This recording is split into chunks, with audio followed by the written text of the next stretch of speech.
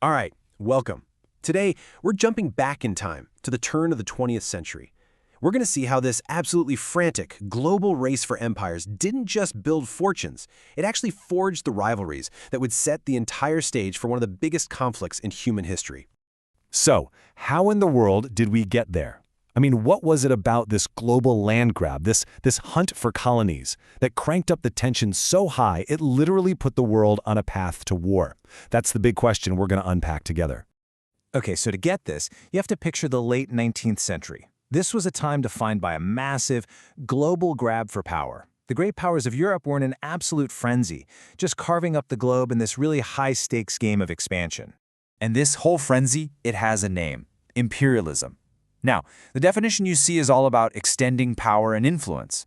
But you have to understand, in reality, it was so much more than just a policy. It became a national obsession, this core belief that to be a great nation, you had to have a great empire. So what was powering these giant engines of empire? Well, first and foremost, you gotta follow the money. It was about the economic fuel. At its very core, this whole global expansion was driven by the hunt for just immense wealth. And this created this really powerful cycle. You see, the factories of the Industrial Revolution had this bottomless appetite for raw materials. We're talking rubber, oil, minerals, you name it. But at the same time, they were making more stuff than their own people could possibly buy. Well, colonies were the perfect solution. They provided both the resources and the customers to keep that whole economic engine roaring. And this, of course, led to an incredibly competitive environment. It was a zero-sum game. If your rival snagged a colony rich in resources, that was seen as a direct economic loss for you. So the pressure to just grab territory before anyone else could was, well, it was immense. But, it's never just about the money, is it? The race for empire was also fueled by something just as powerful, maybe even more so: national pride and straight-up political power. And that brings us to the politics of prestige. You could almost call it a global game of flags, because having this huge, sprawling empire wasn't just about the balance sheet. It was the ultimate status symbol. It was about planting your flag on some distant shore and proving your nation's might on the world stage. This whole situation created a really tense standoff. On one side, you had the old guards, right? Britain and France. They already controlled these massive global empires. And then you've got the ambitious newcomer, Germany. Because it only became a unified country in 1871, it got into the industrial game late, felt like it was missing out, and was now dead set on claiming its own place in the sun. And that right there is the crucial dynamic. Germany's ambition wasn't happening in a bubble.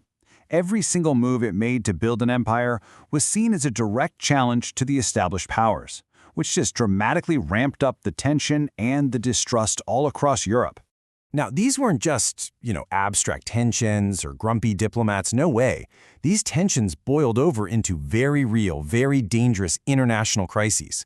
The scramble for Africa especially created a bunch of near misses with war, and the most famous of these happened in Morocco.